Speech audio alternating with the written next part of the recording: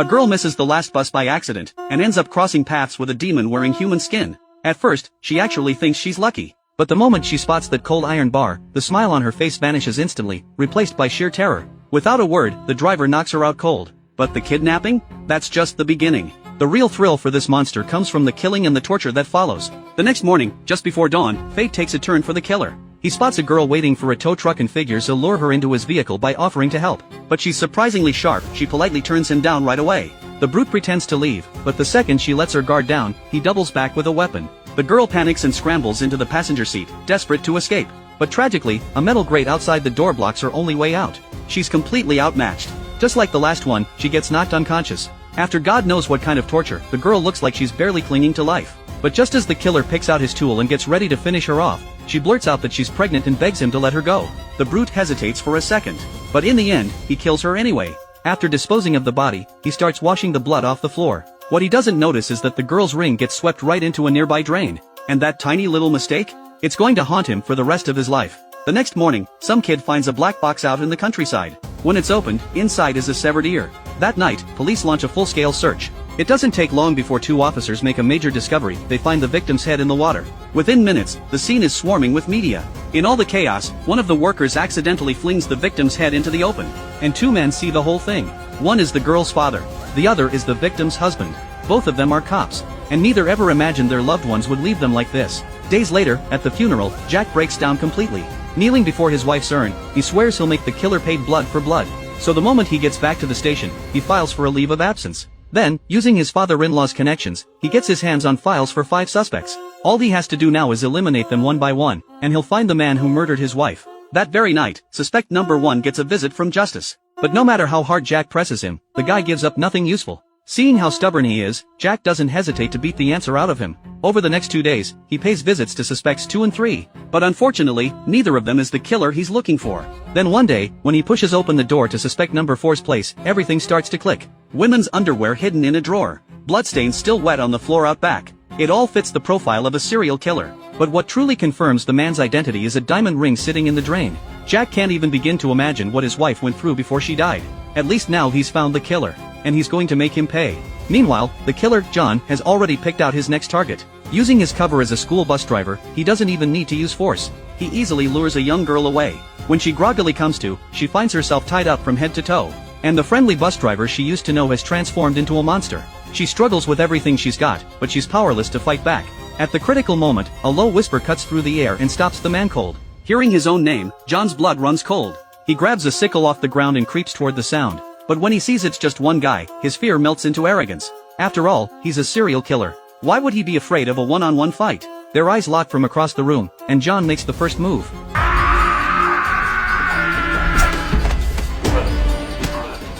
But the second the fight begins, he realizes just how wrong he is. This guy can not only fight, he's absolutely ruthless. So John pulls out a knife tucked in his waistband and starts slashing wildly. But by the time he's completely gassed out, he hasn't landed a single hit. Realizing he's outmatched, John hurls the sickle and takes off running. But a guy his size doesn't stand a chance against Jack. In 3 steps, Jack catches up and kicks him straight into a melon shed. Then Jack grabs a sheet of plastic wrap and pulls it tight over John's head. Within seconds, the lack of oxygen drains all the fight out of him. Jack's ready to bash the monster's skull in right then and there, but he stops himself. Because a quick death would be too easy for this piece of trash. Every ounce of suffering his wife endured, John's going to get it back 100 times over. So Jack pulls a capsule from his pocket and shoves it into John's mouth. It's a piece of high-tech gear he borrowed from a colleague before his leave. It's got GPS tracking and even a listening function built in. Now, all Jack has to do is open his phone, and he can track John's every move in real time. And with that, a long, drawn-out game of revenge begins. After who knows how long, John finally comes to. He looks around nervously, but there's not a soul in sight. And stranger still, the man actually left behind a stack of cash. John can't help but laugh in disbelief. Beat him up first, then leave money for the hospital? This guy's clearly out of his mind. Since he can't figure out what the man wants, and the school bus is definitely on the police radar by now, he decides to get out of there first and figure things out later. What John doesn't know is that his every move is already under Jack's control. On his way down the mountain, John flags down a taxi. But the second he gets in, something feels off. The shifty-eyed driver, the sketchy-looking passenger in the back, neither of them looks like a good person. And the driver's registration photo confirms his suspicion. He just lost a victim and took a beating for no reason. John's been dying to blow off some steam. And lucky for him, he's just run into 2 thugs cut from the same cloth. What follows is a brutal brawl inside that stolen taxi.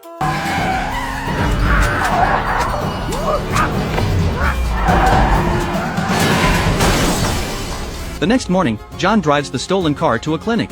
His injuries aren't too serious, so the doctor patches him up pretty quickly. He's about to rough up the old man to skip the bill, but the moment he lays eyes on the young nurse, a dark thought takes over. Forget the old man. John corners the nurse in the storage room and orders her to strip. When she doesn't move, he punches straight through a glass cabinet. The poor girl's never seen anything like this. She's absolutely terrified. Under his relentless pressure, she starts to give in through her tears. But just as John's about to get what he wants, the locked door swings open from the outside. Jack bursts in with a fire extinguisher.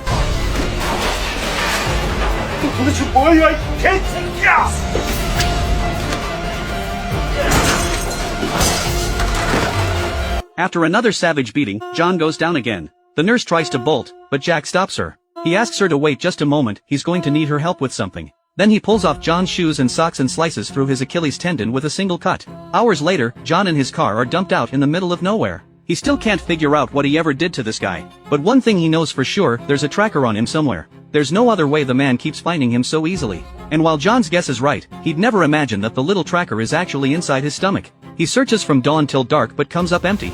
So he decides to crash at a friend's place, heal up, and then plan his revenge. As you might expect, anyone who's friends with a serial killer isn't exactly a saint either. Paul's particular hobby? Eating people.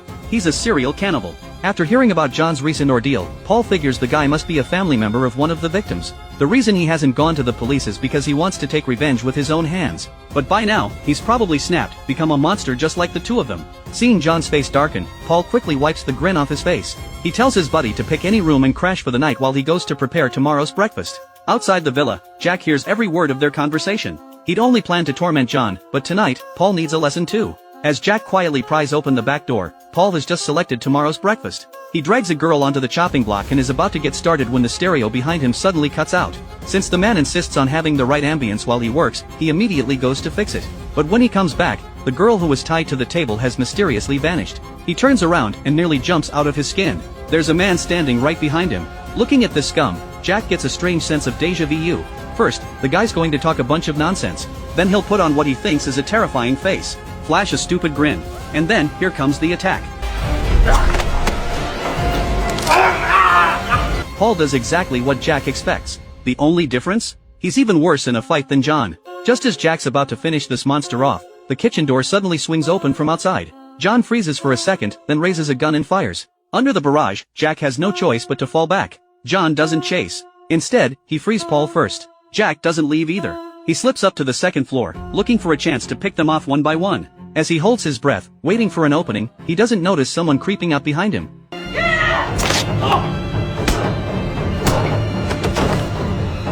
Luckily, the woman's sneak attack only grazes his skin. But as Jack reaches for his dropped weapon, Paul charges out at him. One missed swing, and that's all the chance Paul gets. In seconds, he's completely done for. And right then, John silently closes in. Jack spots him and whips out a handful of fish hooks, scattering them across the floor. The brute is so focused on the chase that he doesn't see the hooks until it's too late. Seizing the moment, Jack rushes in and lands a flying kick square on the killer's body. But this time, Jack hits a little too hard. To keep the torment going, he has no choice but to take John to a hospital for treatment. Sitting in the car, he can't help but think about what Paul said. Maybe he really has turned into a full-blown monster himself. The next morning, Paul and his wife are taken to the hospital by police. Jack, meanwhile, gets his own wounds treated at a remote clinic. His colleague tells him to call it quits. But Jack says he made a vow to his wife, he's going to make that scumbag pay in blood. His colleague then asks how the capsule's working. As long as the guy doesn't get diarrhea, it should be fine. The second those words leave his mouth, Jack tells him to shut up. Because if John finds out about the capsule, he'll slip right out of Jack's grasp. What neither of them realizes is that while John's body is still unconscious, his mind is already wide awake. When John opens his eyes again, he's been dumped under an abandoned overpass. The pain is excruciating, but his mood? Practically giddy. Because now he finally knows who's been after him. As he searches for a pharmacy, he starts taunting Jack like a madman. 네가 누군지 내가 맞춰볼까? 장주연이.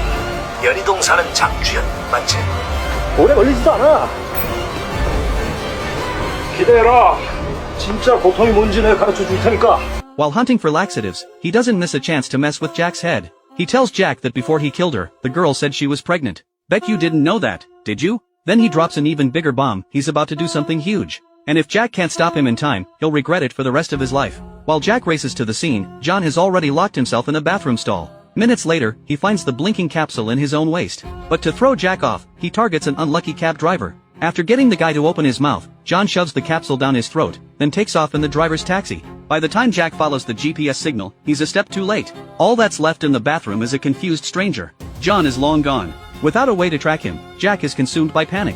Just when he's at a total loss, a face flashes through his mind. He races to the hospital, slaps Paul awake, and demands to know where John is headed. He figures it'll take some convincing, but Paul doesn't hold back at all. He tells Jack that John is definitely on his way to Jack's father-in-law's house. Once he's done there, he'll most likely turn himself in. Because watching Jack suffer, that's what gives him the greatest pleasure. Jack's eyes go red with rage. He rips Paul's mouth apart, then tears off toward his father-in-law's home. But halfway there, he gets devastating news. John has already contacted the police and agreed to surrender in 1 hour. And the phone's GPS signal? It's only 500 meters from his father-in-law's house. Jack feels like his whole world is collapsing. He frantically calls his father-in-law. But the disguised demon arrives at the same time.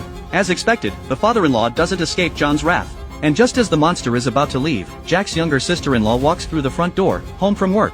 And if nothing goes wrong, well, something's about to go very wrong. Half an hour later, when Jack finally arrives, the house is already surrounded by police. His father-in-law survived, but he'll never live a normal life again. Jack is consumed by regret. If he hadn't insisted on taking revenge himself, his father-in-law and sister-in-law would never have been hurt.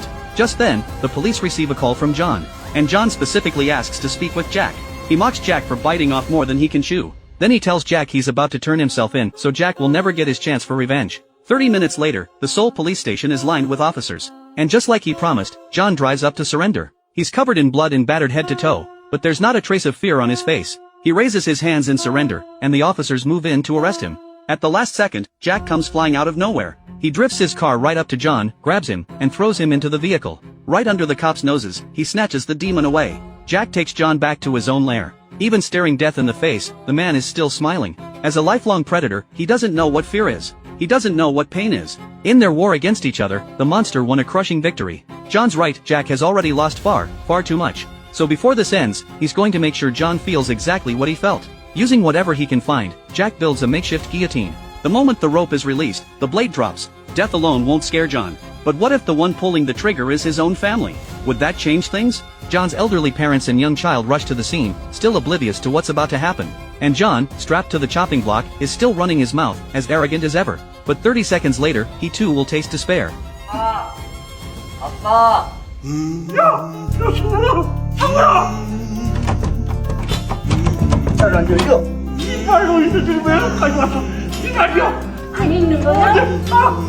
안 돼. 문 닫지 마.